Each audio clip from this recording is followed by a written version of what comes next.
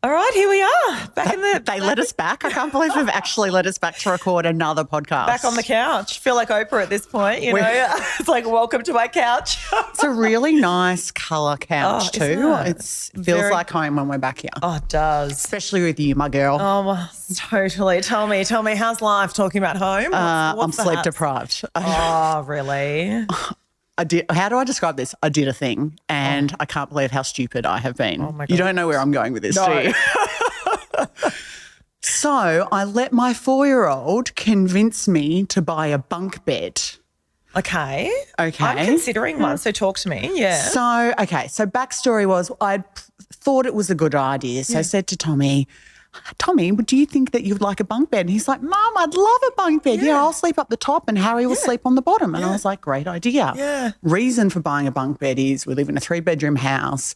I am so done with the chaos of toys everywhere. So I wanted to turn one of the bedrooms into a room that I can just shut the door on and put all their junk in and never have to see it again because I'm done. Yeah. The amount of plastic in my house literally sends me mental. Yeah. So I was like, great idea. This is the solution. We'll turn the smaller bedroom into the bunk bed and we'll put the boys in. So fast spend, a good chunk of money on a nice bunk bed. So I'm like, they'll probably have this for 5 to 10 years. Yeah. And I love the idea of them sharing a room like your boys do. Yeah. So positive. It arrives. We're now a month into the goddamn bunk bed. Okay. And last night I said, the bunk bed's going back to the shop. I'm done. Why? Because Tommy is now terrified of sleeping on the top of the bunk bed, even though we'd had many holidays where he slept on the top of the bunk bed fine.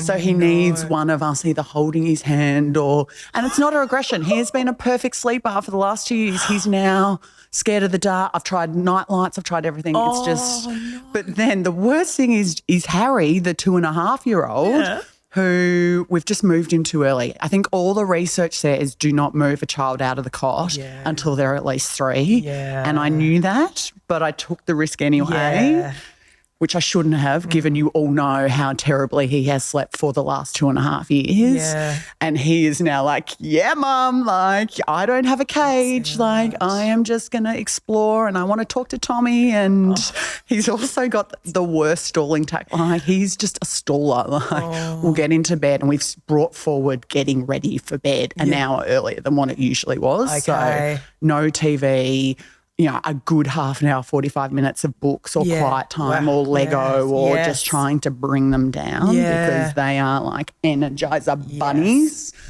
But still, we are trying to settle them, both Mark and I, in the room for probably 2 hours. Oh, my God. We can get Tommy to sleep eventually just by hand holding. But Harry's like, this is the best thing that's ever happened to me. This is like a roller coaster ride. And I'm going to go get my drink bottle and then I'm going to lie here. And I've tried putting him in a sleeping bag. I was like, Mark, you need to reassemble the goddamn cot. Get the cot now. What was I thinking? Which is why I started with this. I listened to my 4-year-old convince me of an idea that I already had and thought was a pretty good one myself. He wanted a bunk bed. And now I'm in this situation where I'm like so triggered every night because I'm coming out of the busy period now. But I've like the last little bit, I've just needed to get into my office and do a couple of hours of work. I'm not getting in till like 2 hours later than I'd actually want to be because I don't want it to all fall to Mark as so much of this season has been. We've been in that transition period. So game plan. Can we put the cot in the room with the bunk bed? Yeah, but I like things to be pretty, and that's just not going to be pretty. Have you seen my house? Don't worry about pretty. This is like I need to sleep. Survival. But I actually don't know if he'll go back into it. But I mean, we've got nothing to lose at this. We actually have nothing to lose at this point. Yes. And going one step further from that. Yeah. Selling the bunk bed, going back to their individual rooms. Yes. I think we're probably 2 or 3 nights from. Let's just see what happens. So cot goes in tonight.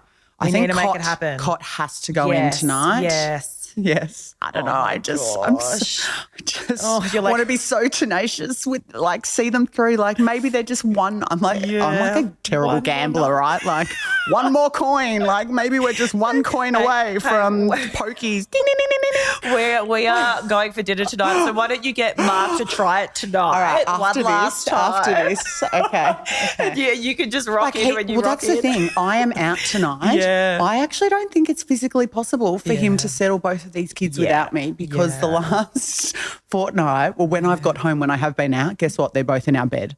Yeah. So that's the only way that he's been able to get them to sleep. So it's a diabolical mess right now. What have I done? Okay, so I've messed with the system. So anyone listening, do not move your child into a bunk bed, single bed, any kind of bed before they're 3. Before they're leaping out of it, before they're leaping out of the cot. Like for me, I'm like, my kid had to leap out and nearly break his wrist before I said, okay, the cot's going. I love the cot. Yeah. The cot, they can't get out. Yeah. Like it's Yeah. perfect. Yeah. Like, What was I it's thinking? the prison. This is where I'm like, what was I actually thinking? Have I had like a I don't know.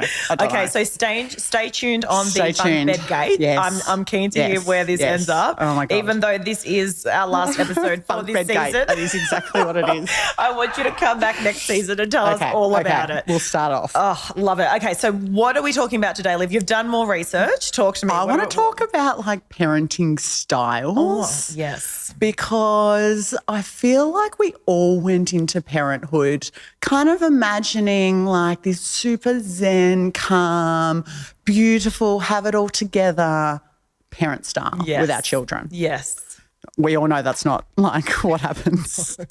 So I've done some research on parenting styles, and apparently, well, the research that I've chosen just for this, there's so much research and so many different parenting styles, but I've chose this one because they're quite simple to understand and you know that I like simple things. Yes, okay. So let me tell you about the 4 different parenting styles and then I want you to tell me which one you dreamt of being or you thought that you would be. Okay. And then let's see if we actually are what we thought we would be. I love this. Okay. I think we already both know the answer, but let's go with it. Okay. First one is permissive. So you are overly responsive and less probably demanding. So you are child-driven, you rarely give or enforce rules, you're quite lax, you overindulge your child to avoid conflict. The next one is authoritative. So solving problems together with your child, setting clear rules and expectations, open communication and natural consequences. Oh, I like that one. Okay, next one, neglectful. So neglectful means uninvolved or absent, provides little nurture or guidance, indifferent to child's social, emotional and behavioural needs. And then the last one is authoritarian. Let me just get my words right. Authoritarian. It's kind of like HR world, this stuff, like type of management styles. Okay, so parent-driven, sets strict rules and punishment, one way of communication with little consideration of child's social, emotional and behavioural needs. I feel like there's a little bit of bias in terms of how this has been written, but we still get the vibes. Yeah. Okay, so which one did you think you would be? Okay, so I thought I would be the one that's like, let's work together on forming a solution to our problems. Authoritative is you. Authoritative. I would love just chill, kick back. The kid stuff's up. That's all right, darling. Let's have a chat about No, darling, chocolate is not good for your insides. Oh, yes, mummy, I know that chocolate's not good for my insides. I'm not going to have it. No, darling, no more iPad. We're going to leave we're going to leave the park now, darling. Is that it? We're going to leave in 5 minutes. Will you? Yeah. Oh, yeah. Yes. Yeah. Okay. I'm right there with you. Oh, so that's what you thought? I just had, I always knew, don't get me wrong, I knew it was going to be challenging, but in terms of how I thought I would parent and set ground rules and how they would respond, because the common denominator or the thing that influences this is probably the personality of the child too, right? Yes. Because maybe this is something we talk about too. Hadn't planned this. Do we have different parenting styles for both the children? Do we have to approach them in different ways? I know I absolutely have to. Yeah, because you've got the lamb and the rooster. I've got the lamb and the rooster. Shout out Maggie James. Oh, Maggie, still love you, Maggie. Come back on. Yeah. So talk me through that then. So people who don't know lamb and rooster, give us an exact sum and then how you handle it. So rooster, usually quite loud, very independent, quite demanding, it's their way or the highway. That's little Harry, That's my 2-year-old, Yep. 2.5, nearly 3 now. Oh my God, where does the time go? Whereas a lamb is probably a little bit more permissive, likes to be guided, usually a quieter, shyer personality type.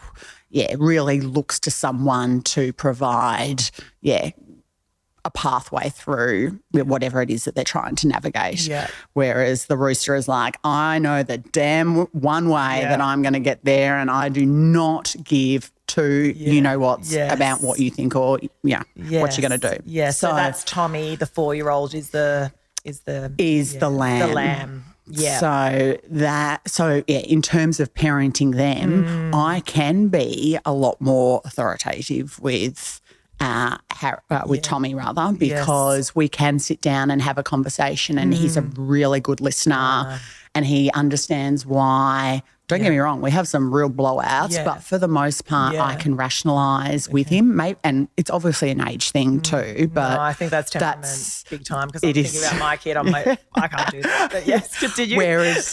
Whereas Harry, and I know perhaps a little bit more like Noah, your 4-year-old, I have to have boundaries, and we've spoken a lot about boundaries on the pod. I have to say no I feel like no is the only word that ever comes out of my mouth, because if I don't have strict rules, guidelines, boundaries, this is how it's going to do, he will walk all over me. Oh, yeah. And he can. And I absolutely go into that permissive, especially at the shops when they start to have a little temper. Yes. I am that parent. It is what I give myself the hardest time about, how permissive I have become, because I'm so exhausted. I just can't deal with another fight.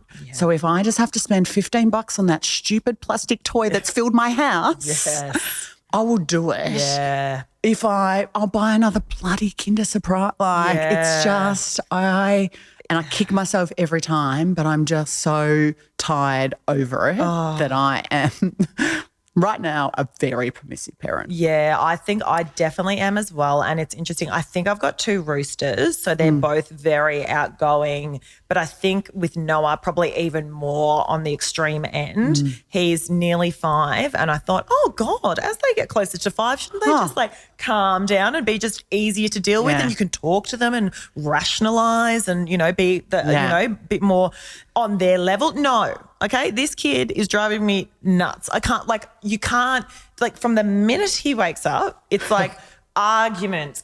I'm like, hey, can you hop in the shower? You're right there. The shower's there. Just hop in the shower. Yeah. I don't want to. It's not. I want to go downstairs first. What's Charlie doing? And then I'll be like, okay, well, you can have a little play with Charlie then, and then let's get in the shower. And then had a little play. Come on, shower now. Oh, I don't want. Oh, I'm hungry. Oh, no, I want biscuits. No, I know that's not breakfast. They're faffers like their dads. Oh my God. I'm like, child. So he's just so independent beyond that. It's his timeline. What he wants to do on his, the whole world is them. And we know kids think that they are the whole world. Do you get the 5 more minutes? 5 more minutes. We're down to 2 more minutes. I set a timer now because I'm so done. Yes. And I know that they actually don't have any concept of time. No. So my timer is actually 1 minute as opposed to 2 minutes or 5 minutes. Hot tip, parents. And they now hear the alarm and go, okay, right. But that's probably after half an hour of 2 minutes. And I'm just like, I don't know what else to do. I don't know what to do. It's very, very difficult, to the point where we got to an event recently with some friends, and I was nearly in tears by the time we got, because I was so shaken. I'm like, how many arguments can we have before 9 a.m.? And I try everything. I'm like, I'll tell him what's coming up. So I'm like, we'll do this, and then you can have a little play, and then we'll do this, and we'll set expectations. Yeah. You think that would work? No. Or I'll give you 1 more minute, and then it's, we're moving on to the next thing. You think that? No. Do they gang up on you? Works. Having 2 roosters, have they worked out that if they, there's 2 of them and 1 of you for the most part? Has that happened yet? It does. They egg. So Charlie's a little bit more of a mild rooster, I would say. At least maybe it might be an age thing though. He's still a bit cute, and whereas Noah's like, no, my way or the highway. Yeah. So if Noah arcs up, then Charlie's like, I don't want to. And I'm like, you two are going to be the death of me. So again, to your point, I mean, I'm probably on more I'm trying to be a bit, authoritative. No, I'm trying to be, all right. So these words are really hard to say on a podcast. Hard. So, I'm trying to be Why did I not find I thought this was simple, but this is like, okay, authoritative, authoritarian. Yeah, so I'm trying to be like, let's get down on your level. Let's set expectations together, guys. I'm not trying to be too disciplinarian, but hey, guys, you've got this amount of time to do X, and then we'll move on to this, and then we're going to do this, and great, you got it? Awesome. And I'm trying to do that, and meanwhile, I end up being like, what's going on? I told you 100 times. And I don't want to get angry every day. Do you know what I did yesterday on this? Yeah. We just finally, leaving the house, I hadn't had to yell. I don't know what it was, That's whether massive. they just woke up half an hour earlier or perhaps I didn't have a stressful day yesterday, so I wasn't as anxious about leaving the house. Yeah. But as I had them in the car, I said, boys, thank you. Thank you. That's a you big did one. such a good job leaving the house. It makes Mummy really sad. Yeah. Mummy doesn't want to have to yell at you. Yeah. Mummy feels sad. Do you know when you feel? So I tried to just kind of express the emotion and the feeling and try and label it, because I know that they get sad. Like they don't want Mum. No. Like they start, particularly the lamb, Tommy, gets so anxious when I start yelling. He goes into his shell. It's the worst possible thing, even if he is the one that's like 5 more minutes. My kids just laugh at me. Harry laughs at me. Harry's just like, whatever. Like, carry on. Whatever.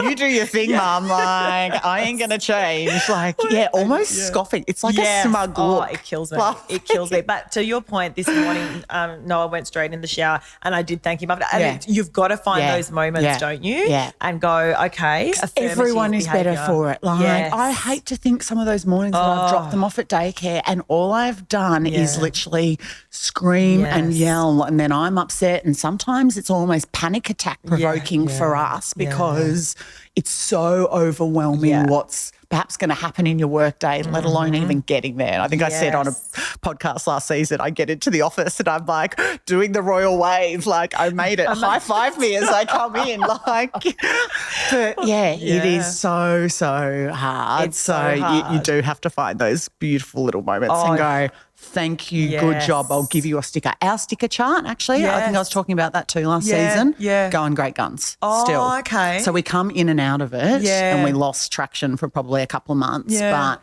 with the bunk bed situation, we brought it back and it has helped a little bit. Okay. So they will get a couple of stickers.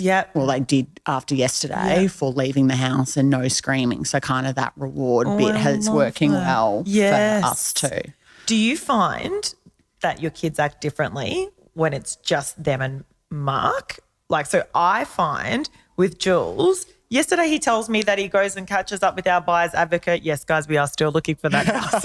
It'll come. It will come. And I was like, well, what did you do with Noah? He's like, I just brought him along. I'm like, you just brought Noah along to like a meeting. I'm like, for me, he would just be spinning wheels in the cafe. Whatever. He's like, no, he just like sat there and was like, had his hot chocolate. And I'm like, why is it so easy for you? Actually, we were going to talk about today that. Fun fact, guys, Leonie and I both married sons of dairy farmers, generational dairy farmers. Yes. What are the chances if you told us as 16-year-olds that we were going to end up marrying country boys who are dairy farmers? Us city slickers.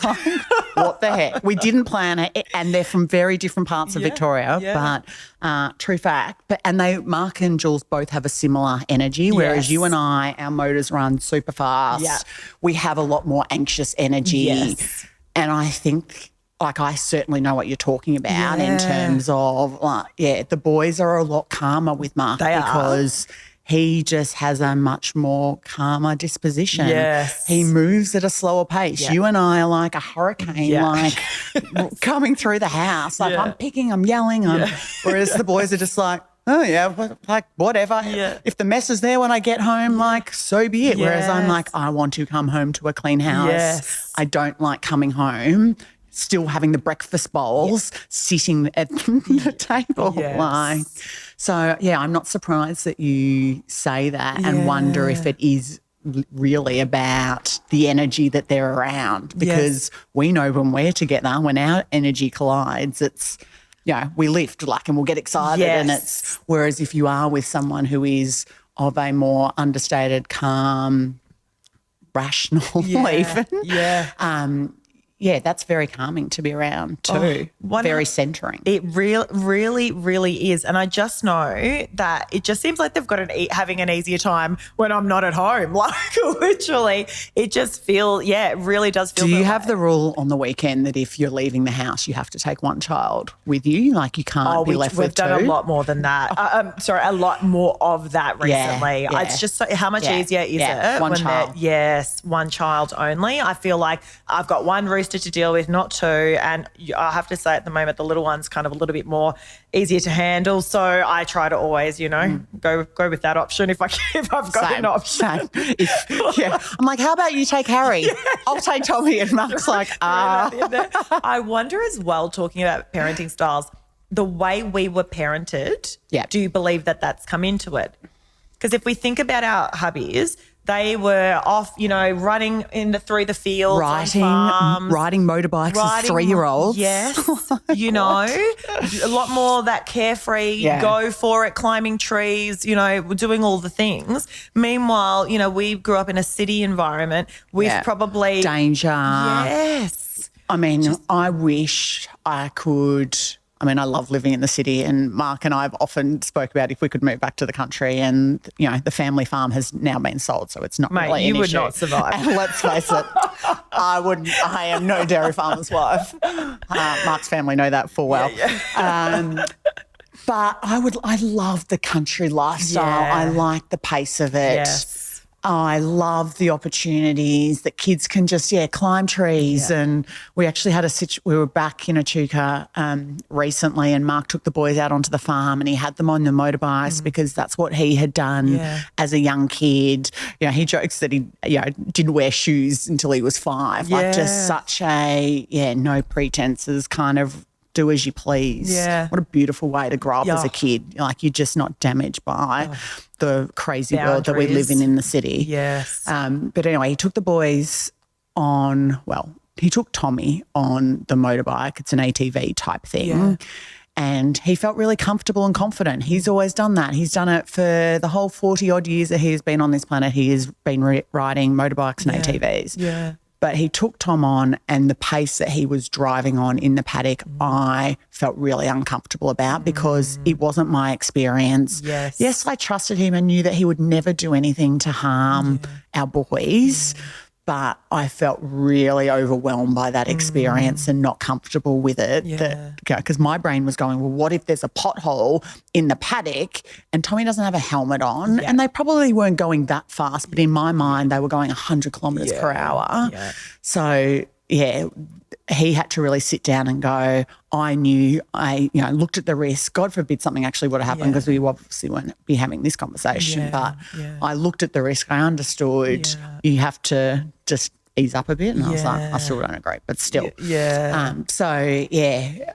How you navigate that has been perhaps slightly interesting, but there's nothing I love more than going up there and having the kids ride the tractors and just be in the mud and, play with the cows. And play with the cows? The best though. And so you can see how that would then translate perhaps into their parenting styles. Mark and Jules's, where they are just a little bit more laid back about things in general, the mess. They came from big families. They had, lots of siblings, lots of competition around the dinner table to survive and be fed.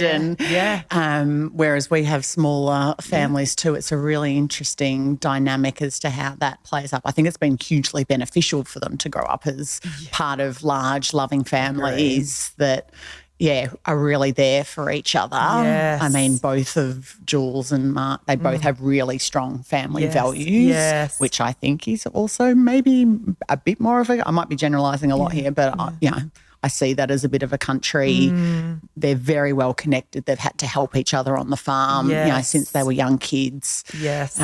You're all very much in it together. The family, unit must be connected for, there to be food on the table. If we're talking about the 80s and 90s of, when in the 80s and 90s when the dairy farm was going. Yeah, 100%. And I think that then, as you said, the mess, the this, the that, the stuff, like it's not such a big thing. Whereas if you translate that to what we've experienced, it's like, you know, for me, everything was quite regimented. Everything you did have to excel at academics. You did have to take things really seriously. And yes, we had fun, and often our fun would mean us rebelling against what our parents wanted us to do because they were certainly more disciplinarian, you know, and so it was rigid. And so therefore, when my kid doesn't get in the shower, when I tell my kid to get in the shower because we have 3.5 minutes before I'm going to get on to the next thing, you know, it drives me insane. But Jules is kind of like, okay, like that's cool. No, no worries, 5 more minutes. And it's just a little bit more fluid and they feed off I would like to get to the office before midday. Like I'd really, really like that. Like, you know? Yeah, absolutely. For me, it's like I need to park the car at the train station and I know by a certain time the parking spots are gone. So that is what. So I just need to drive to the city. I think that's probably the solution for this. But then the traffic, like there's always something. I wish I could just stop my brain. Like it would just be. Gosh, like literally how much more peaceful would we be in general? But I think it's a really cool conversation, and thank you for doing your research on that, because it's like good for us and everyone to really reflect on how are you parenting on them at the moment? Yeah. How do you want to really be parenting? Yeah. And how can you bridge the gap? And I know for me, like maybe hopefully my roosters calm down and they're a little bit more chill so that I can start being a little bit more on their level and being the kind of parent that the authoritative or whatever it was called that I want to be, you know, but really interesting to reflect on that. And I think we'll go between all four of those. Like, I think one of them was neglectful. I'm absolutely neglectful some days. Yeah. And as long as you can be aware of it, then and check yourself and then find a way through it, I think that's what parenting is all about. Yes. To use a cliche word, all a bit of a journey. Yeah, all a bit of a journey. Love it, my love. Well, all right. We'll touch until base next soon. time. See ya.